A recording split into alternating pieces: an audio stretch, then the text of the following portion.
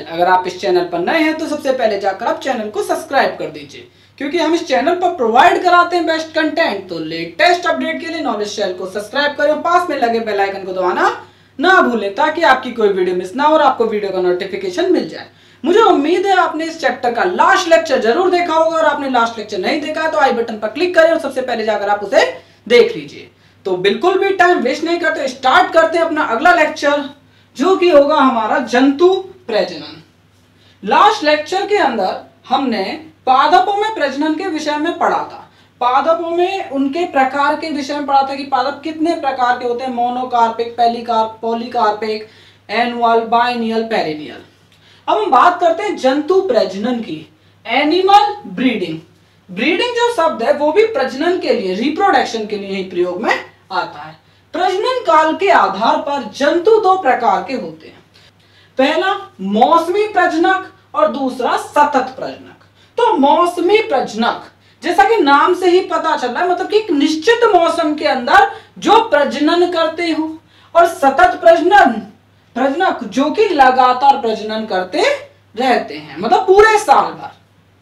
तो मौसमी प्रजनक, सीजनल ब्रीडर्स, ये एक निर्धारित काल में ही प्रजनन करते हैं। तो मौसमी प्रजनक जो होते हैं, एक निर्धारित काल के अंदर एक निश्चित समय होगा जब ये प्रजनन करेंगे। इन्हें ऋतुनिष्ठ प्रजनक भी कहते हैं, क्योंकि एक निश्चित ऋतु के अंदर प्रजनन करते हैं। उदाहरण के लिए मेढक एवं छिपकली और आदि। सतत प्रजनक, कंटिन्यूअस ब्रीडर, ये जब तक इनका प्रजनन काल होगा, जब तक कभी भी जनन की क्रिया कर सकते हैं। ये पूर्ण जनन काल में, मतलब पूरे जनन काल में जनन के लिए सक्रिय रहते हैं। उदाहरण के लिए दुधारू पशु, मुर्गियां, चूहे आदि। मुर्गी पालन बाड़ों में मुर्गियां पूरे वर्ष अंडे देती रहती हैं। जो मुर्गी पालन बाड़े में जहां पर मुर्गियां पाली जाती हैं, वो जो मुर्गियां पूरे साल भर क्या देती हैं, अंडे देती रहती हैं। अब वो ऐसा कैसे कर पाती हैं, क्योंकि उनके अंदर हम क्या करते हैं, जो मनुष्य है कुछ हार्मोन वगैरह इंजेक्ट करते रहते हैं, जिस वजह से लगातार वो जो मुर्गियां पूरे वर्ष भर अंडे देती हैं। यह मानव कल्याण के लिए, मतलब मनुष्य की भलाई के लिए, प्रजनन जाति के, मतलब जो कि प्रजनन कर रहे हैं जैसे कि मुर्गियां, इनके आर्थिक शोषण का उदाहरण है।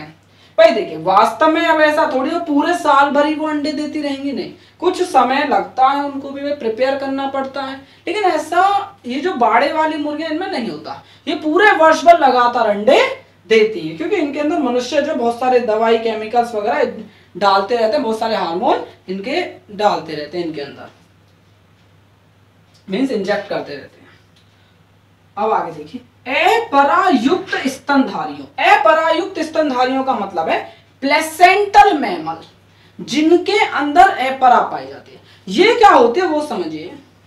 जब बच्चा मदर के पेट में होता है तो उस दौरान वो अपनी मां से जुड़ा रहता है, किसके द्वारा, प्लेसेंटा के द्वारा, अपरा के द्वारा। और जो मां से क्या करता है, भोजन प्राप्त करता है, भोजन लेता है, और जो वेस्ट होगा वो उसको मदर के ब्लड में ट्रांसफर कर देता है। तो वो जो लिंक है मदर और बेबी के बीच का जो लिंक है वो हमारा क्या है, प्लेसेंटा, अपरा होती है। तो अपरायुक्त स्तनधारियों में, प्लेसेंटल मैमल में, मादाएं अंडाशय की सक्रियता सहायक नली, देखो मादाएं, जो मादा होते हैं उनके अंडाशय की सक्रियता, अंडाशय का सक्रिय होना, सहायक नलियों की सक्रियता एवं हार्मोन में अपनी प्रजनन अवस्था के दौरान निरंतर चक्रीय परिवर्तन होते रहते हैं। तो इन सब के दौरान लगातार क्या होते, चक्रीय परिवर्तन होते रहते हैं। मतलब मादा के अंडाशय में, सहायक नलियों में और हार्मोन में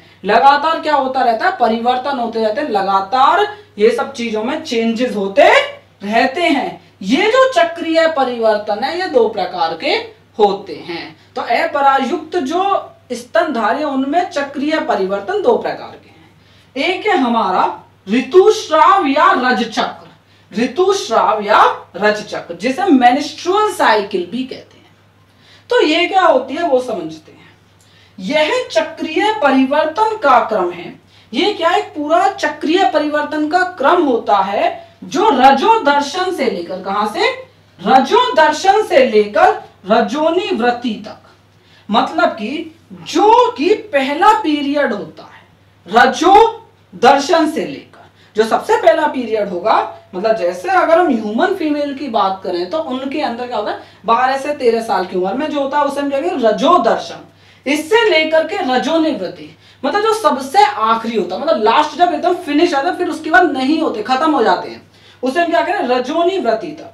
मादा प्राइमेट्स में, जो मादा प्राइमेट्स होते हैं जैसे बंदर, एप्स और मनुष्य, इनके अंडाशय प्रजनन मार्ग में हार्मोन श्रवण में, इनके अंडाशय प्रजनन मार्ग, जो जनन मार्ग होता है जिसे हम फैलोपियन ट्यूब कहते हैं, वह हार्मोन श्रवण में होते हैं।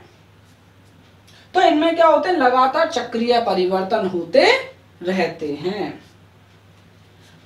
चक्र की लयबद्धता प्रत्येक महीने में होती है, जो चक्र है प्रत्येक महीने में चलता है, मतलब लगभग हमारे 28 से 29 डेज की होती है। इसमें प्रजनन मार्ग का अंत है स्तर नियमित निकलता रहता है। तो प्रजनन मार्ग का अंत है स्तर, अगर हम जैसे मनुष्य के अंदर मादा जननांग बनाए तो इस प्रकार से होता है कुछ,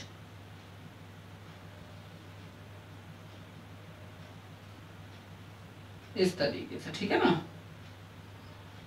ये अंडाशय हो जाएगा, इधर साइड भी किस तरीके से अंडाशय हो गया।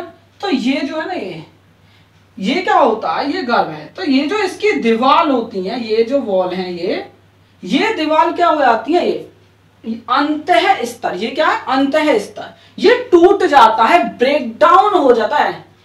इसमें प्रजनन मार्ग का अंतः स्तर नियमित निकलता रहता है, टूट करके निकलता रहता है, जो रजचक्र जिसे हम मेंस्ट्रुएशन कहते हैं, और सामान्य भाषा में कहें तो पीरियड्स के रूप में कुछ रक्त के साथ गुजरता है, कुछ रक्त के साथ निकलता है। अत्यधिक संभोग इच्छा अनुपस्थित होती है, तो इस दौरान संभोग की इच्छा नहीं होती है बिल्कुल भी। मधुचक्र या ऑस्ट्रस साइकिल, इसे क्या कहते हैं, अब ये समझते हैं भाई।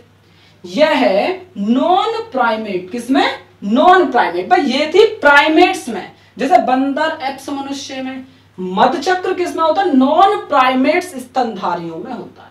तो यह नॉन प्राइमेट स्तनधारी मादाओं के अंडाशयों, प्रजनन मार्ग एवं हार्मोन में इनमें होने वाला चक्रीय परिवर्तन की श्रृंखला है। तो नॉन प्राइमेट्स मादा जो होती हैं, उनके अंडाशय, उनके प्रजनन मार्ग और उनके हार्मोन में जो होने वाला चक्रीय परिवर्तन है, उसकी श्रृंखला होती है। इस चक्र में ऑस्ट्रस काल होता है, तो ऑस्ट्रस काल आपको ध्यान रखना है। तो ऑस्ट्रस काल वो काल होगा जब मादा के रक्त में क्या बढ़ जाएगा, ईस्ट्रोजन बढ़ जाता है, ईस्ट्रोजन का श्रवण अत्यधिक बढ़ जाता है, बहुत ज्यादा बढ़ जाता है, और इस दौरान इनमें संभोग की इच्छा सबसे ज्यादा होती है, बहुत ज्यादा तीव्र इच्छा होती है। अगर गाय की बात करें तो गाय में 18 घंटे होती है। कुत्ते एवं बिल्लियों की बात करें तो उनमें लगभग 1 हफ्ते तक होती है। इस काल के अंत में, जब ये काल खत्म हो जाता है, इस काल के अंत में, मतलब कि ऑस्ट्रस काल जो था उसके अंत में जैसे ही वो खत्म होगा, तो मादा के जो प्रजनन मार्ग होगा वहां पे अंतः स्तर टूट जाता है। जो अंदर वाली जो दीवार थी, गर्भ की जो अंदर वाली दीवार थी, जैसे ये मनुष्य में, ये टूट जाती है और इनमें रजस्राव होता है। वो जो दीवार है वो कुछ रक्त के साथ योनि से बाहर निकलने लगती है। उदाहरण गाय, भेड़, चूहे, हिरण, कुत्ता, चीता आदि के अंदर देखने को मिलता है। अब एक नोट है कि हिरण कैसा होता है, मोनोएस्ट्रस। मोनोएस्ट्रस का मतलब क्या होता है, मोनोएस्ट्रस का मतलब क्या होता है कि पूरे साल में केवल एक बार इनके अंदर ऑस्ट्रस काल आता है। और कुत्ते के अंदर बाइएस्ट्रस, मतलब पूरे साल में 2 बार आता है ऑस्ट्रस काल। और जैसे चूहा है वो कैसा होता है, पॉलीएस्ट्रस में बहुत बार आता है। तो अब हम बात करते हैं जीर्ण अवस्था की। तो जीर्ण अवस्था को हम कहते हैं सीनेसेंट फेज। आप इसे सामान्य भाषा में कह सकते हो बुढ़ापा, ठीक है। अब प्रजनन की अवस्था हुई खत्म और बुढ़ापा हुआ चालू।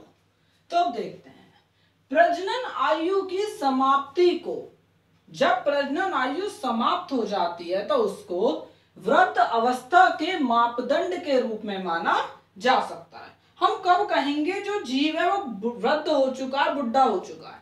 जब उसकी प्रजनन अवस्था समाप्त हो गई होगी, अब वो प्रजनन करने के लायक नहीं बचा। शरीर में जीवन की अवधि के अंतिम चरण में, जब शरीर के अंदर मतलब जब हमारा जीवन जो है उसकी जो अवधि थी, लाइफ स्पैन थी, हम उसके अंतिम चरण में हैं, तो उस दौरान शरीर के अंदर क्या होते हैं? सहवर्ती परिवर्तन होते हैं। मतलब ऐसे परिवर्तन जो एक साथ बहुत सारे होते हैं, आपस में जुड़े हुए रहते हैं, वैसे परिवर्तन होते हैं। जैसे उपपाच्यों का मंद गति से होना, जो हमारे उपपाच्य होते हैं, मतलब कि हमारे शरीर के अंदर जो होने वाली रासायनिक प्रक्रियाएं, अभिक्रियाएं हैं, वो क्या होंगी? बहुत धीरे धीरे करके होने लगेंगी, मंद गति से होने लगती हैं। सहवर्ती परिवर्तन के मतलब कि ये होने लगते हैं, सहवर्ती परिवर्तन होने लगेंगे।